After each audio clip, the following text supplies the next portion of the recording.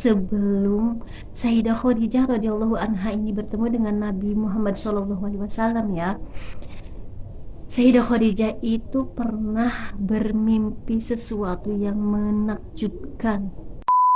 Assalamualaikum warahmatullahi wabarakatuh. Welcome back to my channel Fitri Bercerita.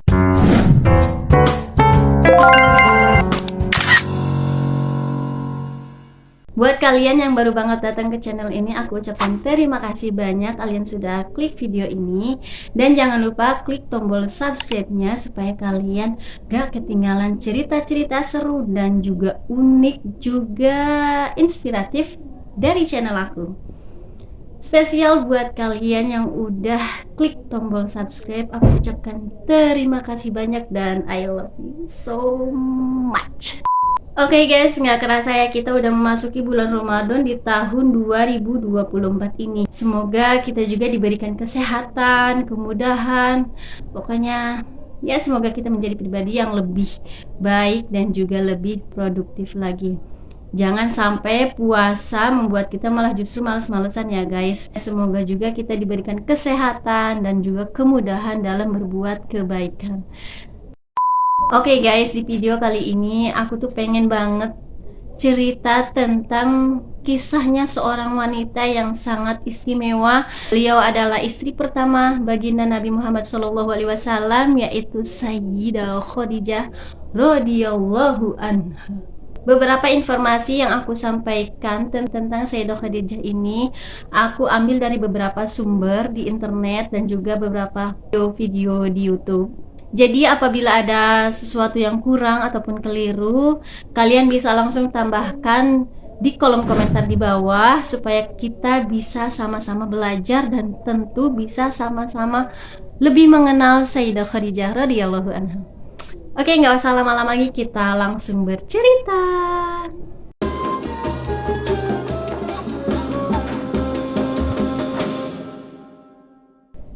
Sayyidah Khadijah ini adalah putri dari Khuwailid bin Asad bin Abdul Uzza bin Qusay bin Kilab bin Murrah bin Ka'ab bin Lu'ay bin Ghalib bin Fihr bin Malik bin An-Nadr bin Kinanah. Nah, sedangkan ibunya Sayyidah Khadijah radhiyallahu anha adalah Fatimah binti Zaidah bin Al-Asam dari Bani Amir bin Lu'ay bin Ghalib. Jadi nih ya guys, Sayyidah Khadijah ini masih satu nasab dengan Rasulullah SAW pada kakeknya yang bernama Qusay. Nah, kakeknya ini adalah seorang yang telah mempersatukan kembali seluruh kabilah Quraisy kembali ke kota Mekah. Kedua orang tua Sayyidah Khadijah ini merupakan orang yang terpandang, orang yang terpuji di Quraisy. Dan memang Sayyidah Khadijah ini berasal dari keluarga yang terbaik. Beliau tumbuh dalam keluarga yang baik, terus terpuji, terpandang, berpegang teguh pada agama, pokoknya jauh dari adat-adat kebiasaan orang-orang jahiliyah pada masa itu. Sayyidah Khadijah juga benar-benar Allah jaga dengan begitu ketat. Beliau dijaga dari berbagai macam cobaan dan juga cercaan. Nah, gak cuma itu guys, karena ketegasan Sayyidah Khadijah radhiyallahu anha, banyak orang-orang yang menjuluki Sayyidah Khadijah ini sebagai Sayyidah Thahirah. Karena memang Sayyidah Khadijah ini benar-benar terlepas dari adat-adat ataupun kebiasaan-kebiasaan wanita-wanita dan orang-orang jahiliyah pada masa itu. Salah satu contohnya ya, Sayyidah Khadijah itu tidak pernah sama sekali bermake up berlebihan. Jadi beliau itu tidak pernah berhias secara berlebihan, berlenggak-lenggok sebagaimana wanita pada masa jahiliyah. Dan juga beliau tidak pernah menampakkan auratnya kepada orang lain. Tidak hanya itu, Sayyidah Khadijah juga mendapatkan julukan Al-Kubro, artinya yang maha agung. Kenapa beliau dijuluki dengan Al-Kubro? Karena memang pada beberapa peristiwa kita juga tahu ya, keagungan pribadinya, Terus dalam beberapa peristiwa juga kita tahu bahwa dukungan Sayyidah Khadijah kepada Rasulullah Shallallahu Alaihi Wasallam itu benar-benar tidak hanya hartanya, tapi juga seluruh jiwa dan juga seluruh hartanya membantu perjuangan Rasulullah Shallallahu Alaihi Wasallam dalam menyebarkan agama Islam ini. Nah, makanya memang begitu layak sekali ya julukan Al-Kubro ini untuk Sayyidah Khadijah radhiyallahu anha. Jadi nih guys ya, sebenarnya sebelum Sayyidah Khadijah radhiyallahu anha ini bertemu dengan Nabi Muhammad Shallallahu Alaihi Wasallam, beliau pernah menikah sebanyak 2 kali dengan laki-laki yang kaya raya ya. Sebelum bertemu dengan Rasulullah Shallallahu Alaihi Wasallam, Khadijah ini pernah menikah dengan laki-laki yang bernama Atik bin Aid bin Abdillah bin Amr bin Makhzum. Nah, kemudian suaminya meninggal, lalu Sayyidah Khadijah kembali menikah lagi dengan laki-laki yang bernama Halah bin Zaroroh bin An-Nabas. Nah, berkaitan dengan informasi suaminya Sayyidah Khadijah ini, sebenarnya ada beberapa informasi yang aku baca di internet. Ada yang mengatakan bahwa yang pertama itu justru malah Halah ini ya, suami pertamanya. Baru setelah Halah meninggal, Sayyidah Khadijah menikah lagi dengan laki-laki yang bernama Atik bin Aid. Dan dari pernikahannya ini, Sayyidah Khadijah dikaruniai 2 orang anak, laki-laki dan perempuan, yang bernama Halah dan Hindun.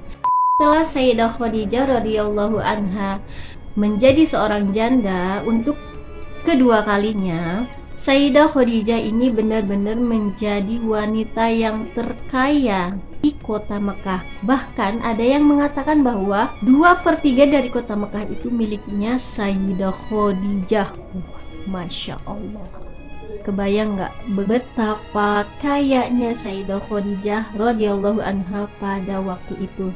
Makanya nggak heran nih ya, masih banyak aja laki-laki yang berniat untuk melamar Sayyidah Khadijah dan menjadikannya sebagai istrinya.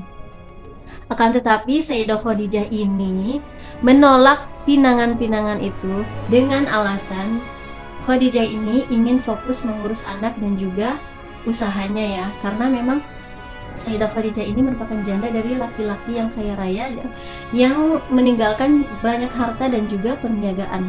Tapi kalian tahu nggak sih sebenarnya salah satu alasan Sayyidah Khadijah menolak pinangan laki-laki di kota Mekah waktu itu?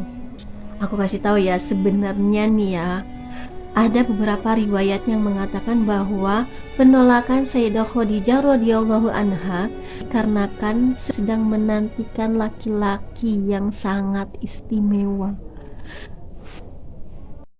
Oke, next.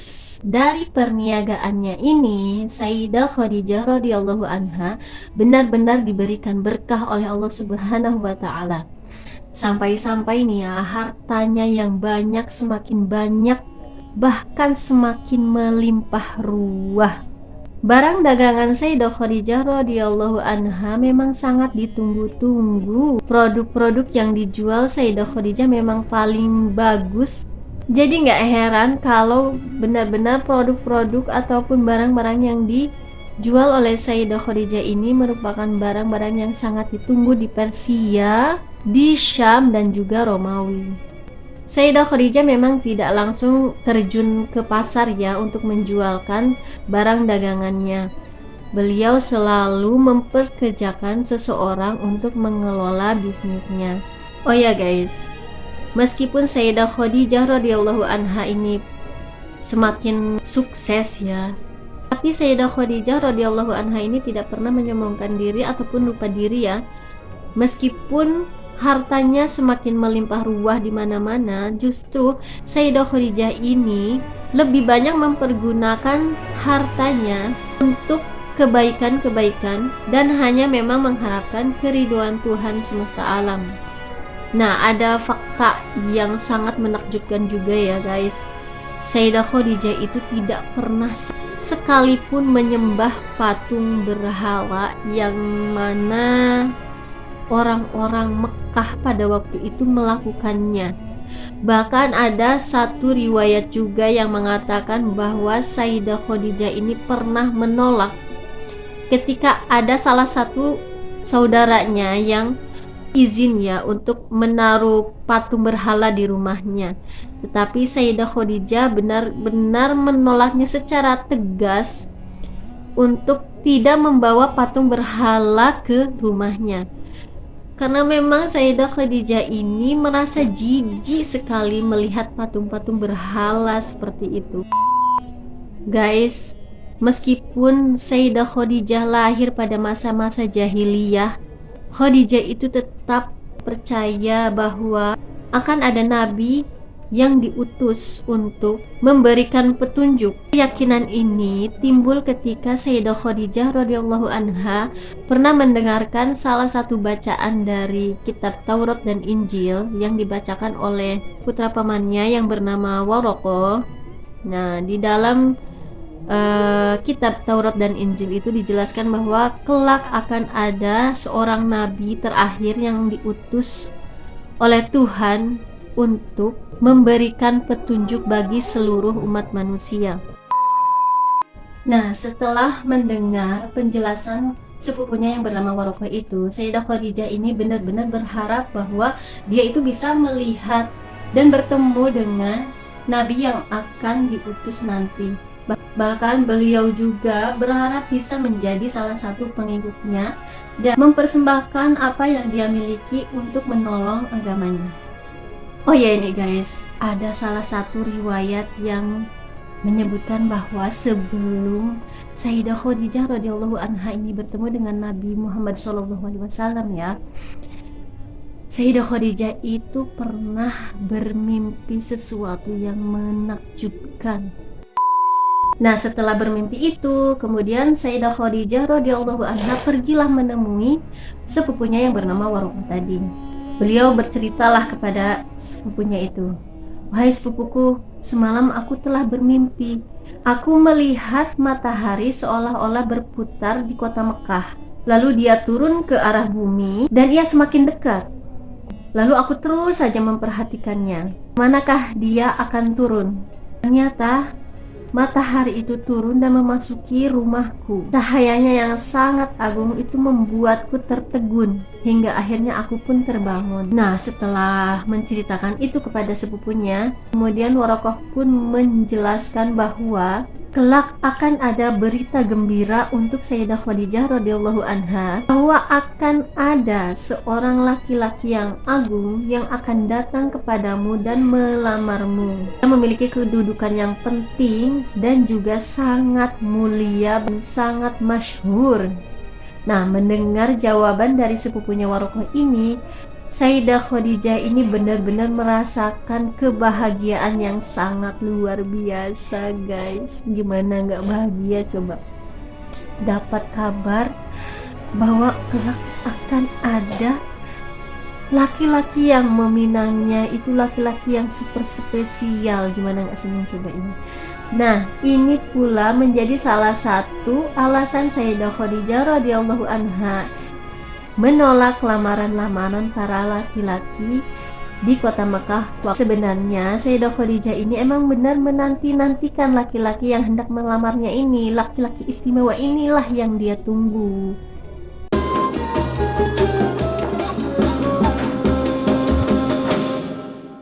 Sayyidah Khadijah ini dilahirkan terpaut dengan usia baginda Nabi Muhammad SAW 15 tahun. Meskipun usianya 40 tahun, tetapi wajahnya itu benar-benar muda, nggak tampak seperti wanita berusia 40 tahun pada umumnya lah. Jadi kalian nggak usah ngebayang-bayangin wanita usia 40 tahun kok menikah dengan laki-laki berusia 25 tahun. Kisah pertemuan Sayyidah Khadijah radhiyallahu anha dengan baginda Nabi Muhammad SAW bermula ketika baginda Nabi Muhammad SAW ini berusia 25 tahun. Keduanya ini dikenalkan oleh pamannya Nabi Muhammad SAW yang bernama Abu Thalib. Saat itu Nabi Muhammad memang sedang dipercayakan untuk membawakan barang dagangannya Sayyidah Khadijah radhiyallahu anha ke negeri Syam. Ketika sampai berita tentang Nabi Muhammad SAW ke telinga Sayyidah Khadijah ini, sebenarnya Sayyidah Khadijah ini udah nyari-nyari lah informasinya, nyari-nyari lah tentang kebenaran informasi tersebut. Apakah iya Muhammad itu laki yang amanah?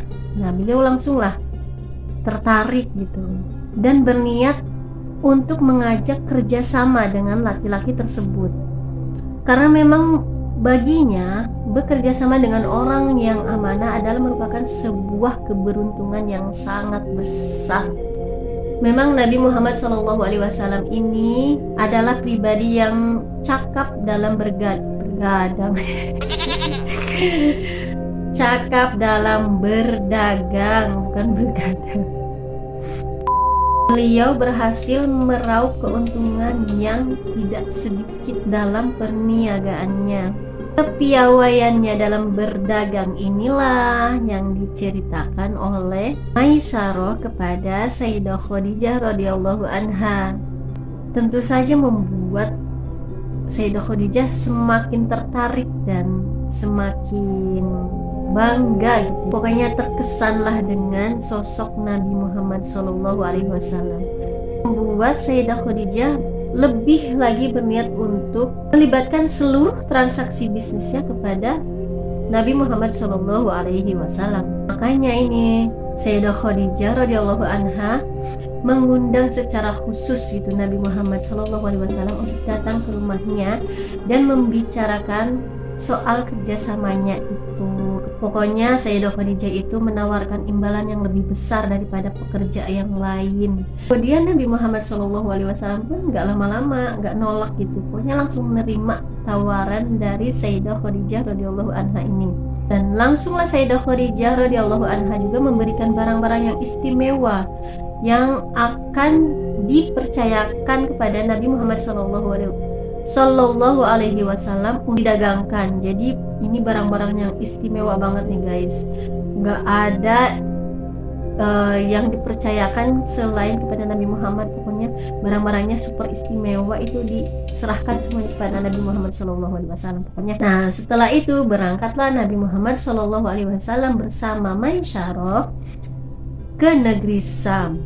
Setelah aktivitas berdagangnya ini selesai, maka Nabi Muhammad SAW dan juga Maisarah kembali lagi ke kota Mekah. Selama bekerja sama dengan Nabi Muhammad SAW, Sayyidah Khadijah ini benar-benar merasa sangat diuntungkan karena hasil penjualan Nabi Muhammad SAW itu selalu lebih banyak dari para penjual yang lainnya. Sayyidah Khadijah radhiyallahu anha benar-benar sangat menyukai kinerja Nabi Muhammad SAW dalam berdagang. Beliau juga begitu jujur dalam berdagang, jadi membuat Sayyidah Khadijah ini semakin terkesan dengan beliau. Akhirnya pada suatu hari tibalah Sayyidah Khadijah secara eksklusif gitu ya, nanya langsung kepada Maisarah.